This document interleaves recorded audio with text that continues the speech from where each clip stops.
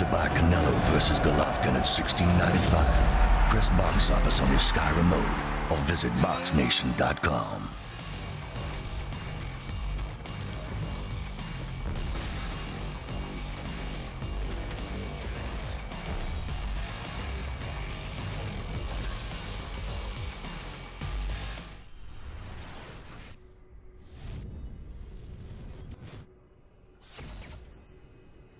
James Helder, Eiffel TV, in association with MTK Global. With me, I've got the heavyweight juggernaut, none other than Sam Jones. How are you, Sam? I'm alright, how are you? Excuse me.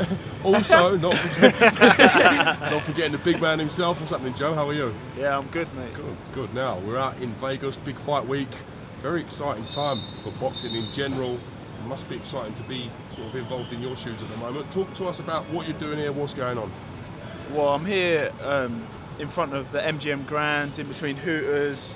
Like, I'm training over at the City Gym with Ismail Salas and surrounded by world champions there. Now, being around Ismail Salas and being in this environment, it must be at least a handful of Cubans floating about in that gym. Anyone you can sort of tell us about? Massive. He's had Barthélemy, future former two-weight world champion. He's had Casamayor take him on the pads today. He's a legend, Olympian. So he's surrounded by elite level, past and present world champions. Jorge Linares as well. We have him back at home. So Nonito Donaire was actually in the gym today. Was in on Monday watching Joe spar Bermain Stiverne, and as he would say, he was in amazement watching Joe spar, saying his punch variety is fantastic. So it's great for Joe's confidence looking ahead of his debut on October the 20th. Now, we know you fought at a high level. You were an Olympic silver medalist, very highly decorated amateur. Was that the reason for you feeling that you need a big test for your debut? And you've gone with Ian Lambert-Lewis, and a very experienced campaigner. What was the logic behind that, Joe? I feel that I've had like a great time on, GB, various championships. I've been boxing in the WSB, World Series boxing, where I've had like 15 fights, 5 3-minute rounds. So, I think I'm ready for this challenge in Ian Lewison. Are you ever tempted, after a big win, to shout out the words, "Inside! Inside the place, outside!" Ian Lewison, that's a very experienced man. He's not a mug. He's not a mug. Yeah, he's far from it. A very highly decorated amateur as well. So it's not happening, is it? Though in the world of boxing now, a debutant to take on a 10-rounder and someone as experienced as Ian Lewison. So I think a lot of respect's got to be given to Joe on that front. I think a lot of people thought David Haye was out of his mind when he announced that fight, but as I say, we know something that they don't know. So, and you'll all see it on October the 20th. Now, it must be quite weird and surreal to train alongside your promoter. I mean, David Haye's coming to the sort of the twilight end of his career in his own sort of He wouldn't say so. Well, I reckon he would if he's being honest. I mean, what's it like to be around the Haymaker day in, day out? Yeah, no, it's great training alongside. I mean, who trains alongside their promoter? David has his session just before mine, and I'm in, and it's it's really good because especially when I'm like sparring, he's like, he's in my corner, he's giving me advice, he's giving me water. He's very much involved in Joe's training. He's very much involved. He takes a massive interest. He's not yet missed the spar. Obviously, when he's out here, but he was actually on FaceTime. He was FaceTiming. It was on FaceTime watching while he was sparring. So. You never sparred, David Haye? No, I don't think I ever will. But do you think that's out of a mutual respect and the arrangement that's working? Yeah, what was that thing you said? Well, it's like David Haye buying a Rolex and stepping on it. That's quite a good analogy, actually. Yeah. It's a David Haye time. Yeah, actually, David Haye comes up with some good analogies. He'd be proud of that one, I think. Sometimes he's got to wind them in a bit. He's a bit raw in his old analogies, to be honest. What else is going to be happening then for you this week? You've got big sparring. Anyone else coming in? I'll be sparring him again tomorrow. He'll be sparring 10 rounds tomorrow. 10 solid rounds for him for his preparation. So, as I say, 6 weeks out. So he says it there, doesn't he? 10 rounds off the cuff. So he's more than ready. It's so exciting to be, in and amongst a great fight like this one coming up with Canelo coming up this Saturday. So I'm just excited to be in and amongst Fight week, it's massive. everyone's buzzing for this fight. Everybody's got an opinion. It's a real on it. fight, isn't it? It's a 50-50 proper fight. fight. Let's Proper get you fight. boys Toe breaking to it toe, down tash then. to tash. Let's break down the tash to tash battle. Give I'll me let you give me go some first. information. Yeah, give me a chance to speak, mate. Yeah. So where was How it? do you see it going, Joe? How do you see Canelo, I think- GGG? Yeah, I think it's going to be, you know, it's a 50-50 fight. I mean, I'm excited to see, you know, Canelo's angle. Sorry, Golovkin's, you know, angled hooks and that, and Canelo, Mr. Cinnamon's, like, you know, skillful shots. Like, he's coming up, and it's just going to be a barnstormer. Type of fight that fans can really remember. We're hoping it's one of those that It's a proper fight. we talk about in 10 years from now. Like, did you see it? Where was you? And we were here. You was it? It all comes down to Coincidentally, in between the MGM and Hoopers. We're better to be. I think it's all going to come down to how Canelo can handle Golovkin's power, because at some point he's going to land the punch.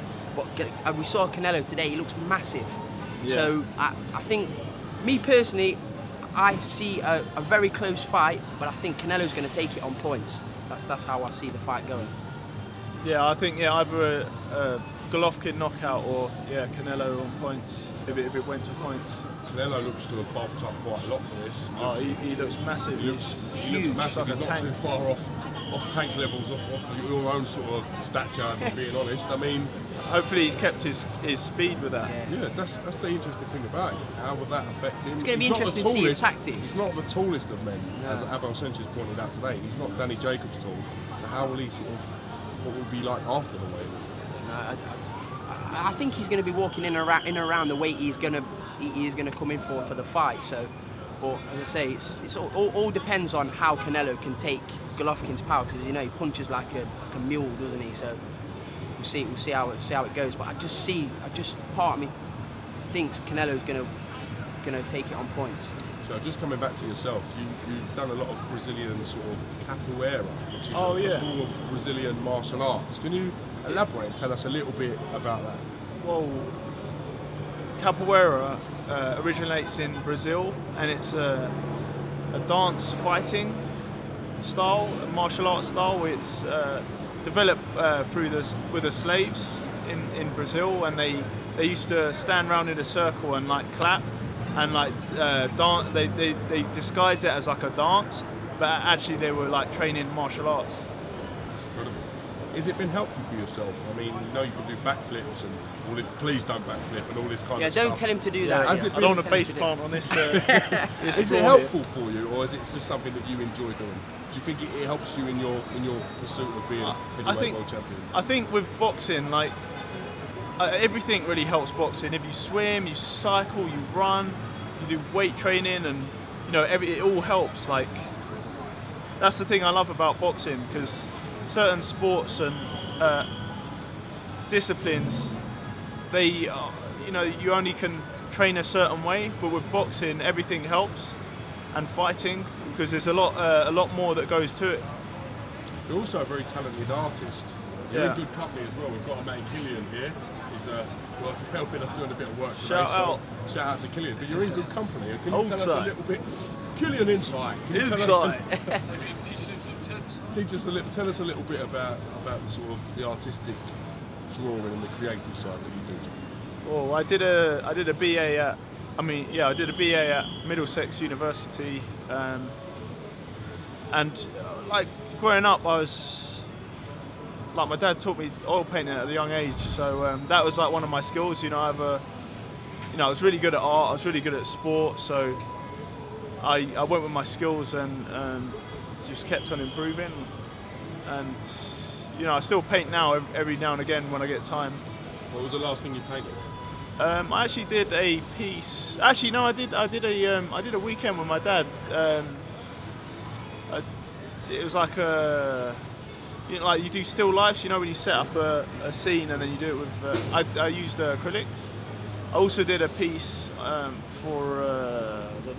It was for the Heart Cells Foundation. So it's a charity. So I did 2 pieces for that, and they were auctioned off for charity. Let's talk a little bit about some fights coming up. We've got Anthony Joshua taking on KUBRAT PULEV. mandatory commitments for AJ in Cardiff. How do you see that? He's took a bit of stick on Twitter, but I'm sure Eddie Hearn put a post up saying it's sold out. So the event's obviously done fantastic. There's a great undercard with Katie Taylor.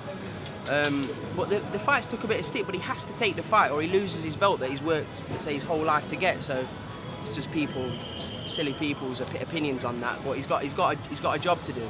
I think he'll win the fight pretty handily, but he's still got to take the fight. I'll probably take him early. I think. You think he'll stop? He'll start sticking his tongue out, like landing some big bombs and enjoying it a little bit. Yeah, probably. He probably deserves it well because he's just come off the back of a massive fight against Klitschko, so he deserves this type of fight. We've also got a huge fight coming up in the form of heavyweight champion Joseph Parker taking on Hughie Fury. It's a really big fight as well. I did some round sparring with Hughie as well. He's elusive. He's a very elusive boxer. Will you be backing Hughie to be successful? Yeah, 100%. Yeah, do you think he'll do it? Sure. 100%. I think, as I say, Hughie's got underrated power as well. And as I say, he's like hitting confetti. I'm telling you, he's an excellent fighter, excellent boxer, underrated power. And I see Hughie winning the fight and doing a really good job as well. It's exciting. Potentially, Parker, Hughie down the line, future opponents for yourself. Yeah, well, we'll deal with that. First. Yeah. There's obviously Ian Lewis. Lay him out, Lewison in my way first. So I've got to deal with that opponent, and then I can, think about where to go from there. Exciting journey. Will you still be sparring rounds with Anthony Joshua now that he could potentially be a rival for yourself? Probably not. It's weird, isn't it? It's like a shut up shop moment where everyone sort of now sees you as potentially competition. So it's a great fight down the line, isn't it? It's a great fight down the line there. But as I say, especially with the Olympic history. I say with Joe, it's one fight at a time. So. Tony Yoko. I'd love to fight him again for. That'd be a good showdown. I think. It'd be a massive fight for a world title, ain't it? An Olympic final rematch. With him being involved with Richard Schaefer and Ring Star Haye Promotions in France, you'd be interested to see what happens down the line. I'm sure it could be made. I look forward to it. It's a great fight, yeah. You've got a lot on at the minute, big man, so one day you get on sparring Stavern and then in with the ring with Ian Lamb out Lewison. Yeah. Joe, thank you very much, Sam. Good to get you lads on. Cheers. Appreciate it. And we look forward to catching you inside. Inside the ride.